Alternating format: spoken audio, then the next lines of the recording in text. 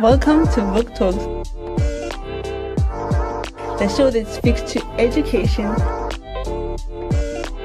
health, entrepreneurship, and so much more.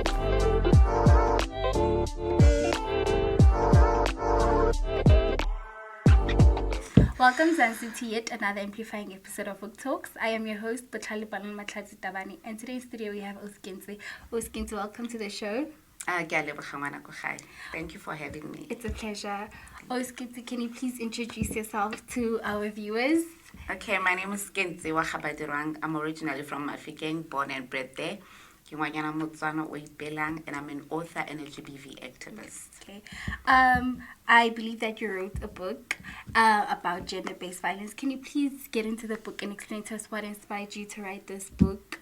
Or not really what inspired you, but what motivated you to write this book? I think, my belief is that the greatest power of gender-based violence is silence.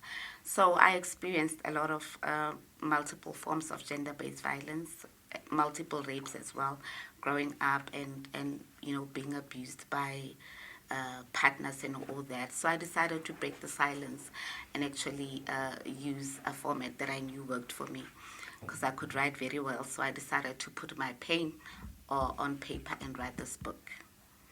Why was it so important for you to stop being silent about such a sensitive topic that most people put it as a stigma to the victims and not rather the perpetrators? Yeah, because, I figured, we grow up in communities where women actually silenced, because growing up in my family, I saw a lot of, GBV happening in my family, in my community. So I decided to break the silence and say, if no one is going to speak about it, then I'm going to be that girl and, actually not really try and have everybody feel pity for me. But I felt that talking about it is actually going to inspire other survivors to come out and share their stories as well. You're an activist. So. Yes. When did this journey of activism start? It actually started in 2011 after I had a mental breakdown. So I suffered different types of mental disorders, your psychosis. It kind of, spoke to me to say, you must do something about this. So it was not me wanting to heal myself only, but I figured, let me do this, passionately, not just for myself, but for all the women and children out there. So I realized that it was something that was really rooted, in me to say, I am going to be the voice for the voiceless. Then when you had your mental breakdown, did you have any support?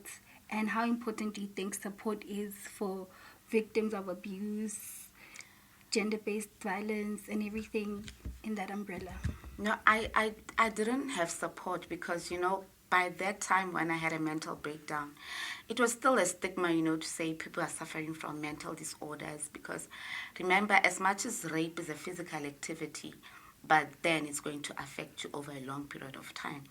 So, and then I didn't get a lot of support because people were, I don't know how to call it, but it was like brutally, putting me in that space of saying we still have to create awareness around mental disorders and all that.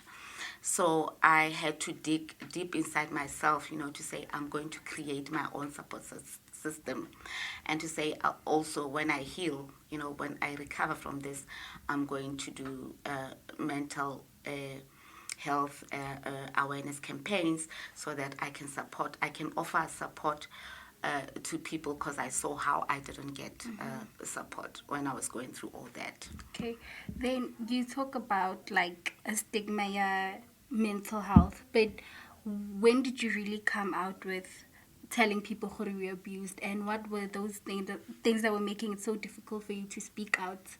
Besides it being a stigma, but what kept holding you back from sharing your story? I think it was, the fear of how my family would respond to, me sharing things that that were not supposed to be spoken of. And remember, gender-based violence can be from my mother or can be from my brother. Or so it was very difficult because in my case I was trying to narrate a story of a broken relationship between a mother and a daughter. So when it came out, it was like me, embarrassing my mother, but it was actually written, for my mother and I to find a space where we could meet and try to heal each other. You understand? So sort of like breaking that barrier of pain between the two of us. You understand? So that was what was holding me back. So I decided, you know what, it's gonna take a while. It's gonna take a lot for my family to understand. But it took we had fights and all that, but I persevered and everybody got to understand why I had to write the book, because it kind of healed the whole family and the whole community because people started speaking out. Yes. Then how did you get communities involved? Because many people, how did you get them involved to have such an open conversation about such issues? Yeah, because when my book came out, I started doing motivational speaking. I started going to schools, because I also feel a lot of GBV hidden issues, originate from schools. Even teachers emotionally abuse learners. That's where the bullying comes from. And so I actually engaged communities and started having dialogues, and my activism work started growing, and I won international awards, for advocating for human rights for women and children, and then I started being recognized. So that's how I got to even this book, Katie's Arrow, won the best nonfiction African author award in 2019. So that's when my platform started growing, and I got to collaborate with other stakeholders in the same space. Then you have a book, Yes. Katie's Arrow. Katie's Yes. Arrow. What inspired the title of the book? Yeah, the arrow, Katie. So I wrote my book from a third person's perspective, like I'm telling a story about this girl, because I think it was too painful for me to say I. So I had to give this girl, a character so that it could be easy for me to write and talk about her. You understand? So the arrow means that it actually represents all these multiple forms of gender-based violence and unhealed child traumas and generational curses. So it was just me consolidating all that into one arrow. So it's Katie's Arrow, either be my mental journey, my spiritual journey, all that. So I had to summarize it and put it into an arrow. Then what is important about talking about like healing your inner child, healing from generational traumas? Like, why is that conversation so important to people, especially regarding mental health? Because it can cause the mental breakdown. Why is that conversation about healing the inner child and healing from trauma so important in our society? Yeah, I think, healing your inner child is very, very important. If I can give you a perfect example, is because when I was growing up, I was an introvert, you understand? So, but then, because I had to adopt a certain type of character. So when I was growing up, I was labeled the ugliest child, so I was abused a lot. But when they defined my ugliness, Bambisa Brenda Fassi, you understand? So I adopted Brenda Fassi's personality and character, because now she came across as a person who didn't care about what people said about her. So that was what I used to protect myself. But growing up years later, having to go through Katie's Arrow, speaking about, I realized that I am not that person. You understand? And people have grown to love the Brenda Fassi, not the Kentse Badirwang. Because now, having to reconnect with my inner child, I know that I don't like people, and people think, you understand? So people know me as this person, but I'm actually getting to reconnect with Kentse Badirwang, that young, shy girl who likes to be alone and, who likes to have conversations, deep, meaningful conversations with herself. So that is the person. That is Kentse Badirwang, not the mapara that I grew up, being. Yeah. Then 16 days of activism, Thomas soon. How important is it to gender-based violence survivor like yourself? 16 days to me is just, I think it's something that, I don't know how to put it, but, it's just a fraction, like a drop in the ocean of something that is so serious, because gender-based violence to me has become like genocide committed against women and children. Yes. So now to just allocate 16 days, although the president once, launched a campaign to say it's 365 days. Yes. And during the 16 days, that's where we have numbers tripling. I don't know if numbers, gender-based violence stats tripled during the 16 days season. Yeah. So I don't know if it's intentional or it's because it's towards December or it's the timing, but something is not correctly aligned because now that's where we see a lot of killings, a lot of femicide, a lot of child rapes and all that. So 16 days to me is actually a reminder that we are not doing something right in South Africa, especially in South Africa. Then what initiators tse nagana gore di ka thusa? Because now saying that 16 days, it's like number di oketsega. It seems as though, I don't want to say, I'm a very superstitious person. It should be eradicated in a way, but not eradicate. What other new measures can be taken rather than this one that is so triggering for survivors? Yeah, you know what? Because over the years, I started this work in around 2011, 2010. So I've realized that, for instance, our law enforcement agency, your SAPS, does not have a budget for GBV. You understand? So, and then social development, various departments, key departments like your social development, does not have, they only get to be active around 16 days, you understand? So, and then that amount of money for 16 days, you can see that plus minus 10 million is allocated for 16 days. Why can't we take that 10 million and try to allocate it correctly, within the key areas of service, within that space? So, and then also I think our focus on what survivors need is not properly researched. Because as a survivor of gender-based violence, if now I'm going to be seeing awareness campaigns over the last decade, awareness campaigns, what about rehabilitation programs? Yes, because now it's a given. We are broken, we are violated, we are this. Why are we still focusing on awareness instead of trying to come up with ways to rehabilitate, because now if we have broken women and children, now we have a broken nation, you understand? So I think we should redefine what is the correct way to build women and children, because now we are already broken, we are already violated. Our stats are the highest in the world. So let us not focus on certain things that have been done over the years and rather try to benchmark with other countries. Like for Botswana, their GBV stats are very low. So why can't we just try to learn and adopt what they are doing? You understand? Yeah. So that is my take on that.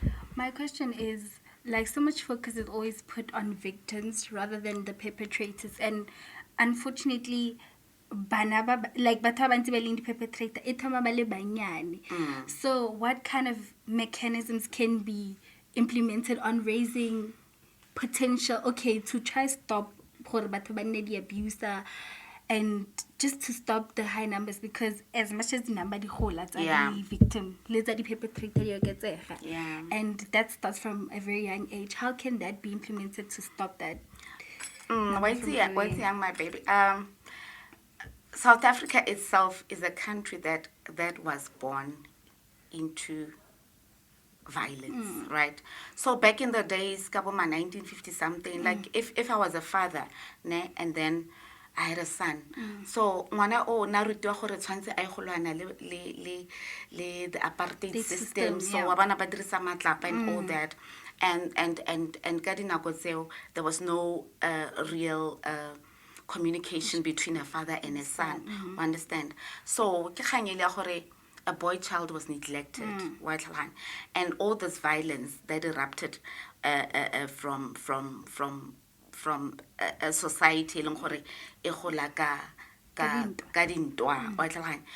If KZN, your Shaka Zulu, we had to fight for land and all that.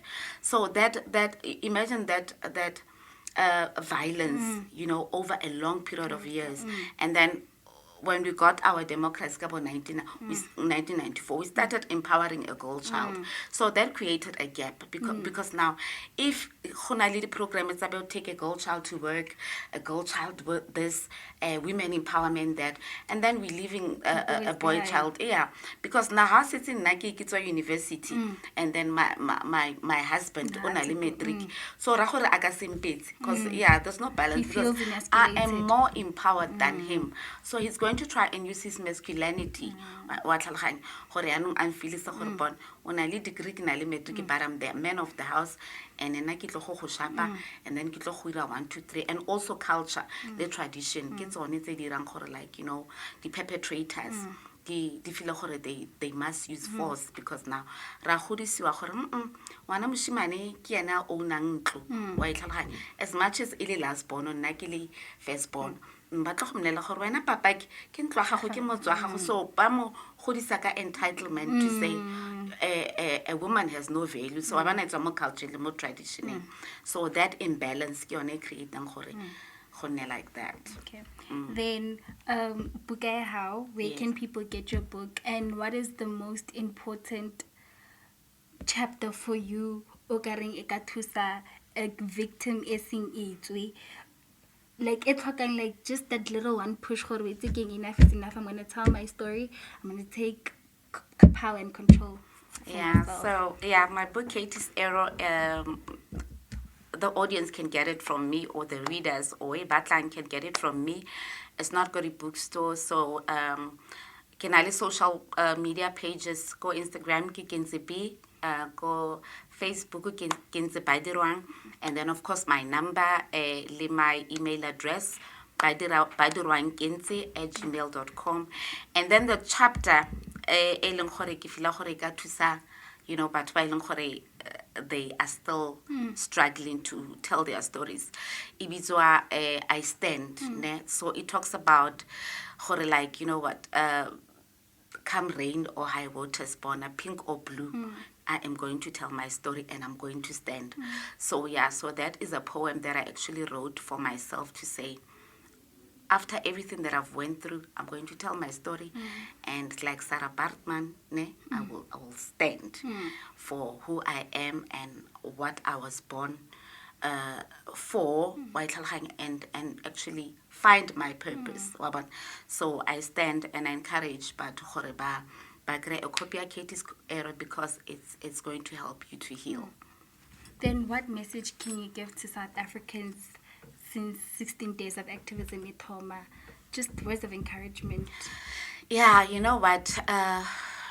The greatest power, breaking gender-based violence, break the silence. Because now I encourage each and everyone to go out and reach out and get to understand the community that you're in and get to find out what is happening next door. So let us not fold our hands and wait for 16 days. Help people to report cases. Be a part of this active community. It's going to make a difference, a small difference. Care enough to ask your neighbor, are you okay? Let's just bring humanity during these 16 days, and then do that small part. You know what? I am going to care. I'm going to stand up. I'm going to do the little that I can in my own little space to help fight this battle or this pandemic, gender-based violence. Okay. Do you have any other plans of writing any other books, collaborating with other artists that could take this book maybe into the audio forms, the movie, the series? So I've produced Katie's Aero dance play, which I had planned for a roadshow, but it only happened once. So it was a dance play that happened in Mafikeng. So Katie's Arrow is in a process of being adopted into an international drama series. You know, as me trying to penetrate that global space of the work that I've been doing over the past 15 years. So we have been doing that over the past 5 years, but now I think next year is really, really going to come together. You understand? And of course, this year I worked Le Bonang Mateba Mo Bedazzled. Wow. Yeah, the show that was July, I think. So I worked with Eka Bedazzled, and going forward, I think I'm going to be partnering a whole lot of people, you know, because so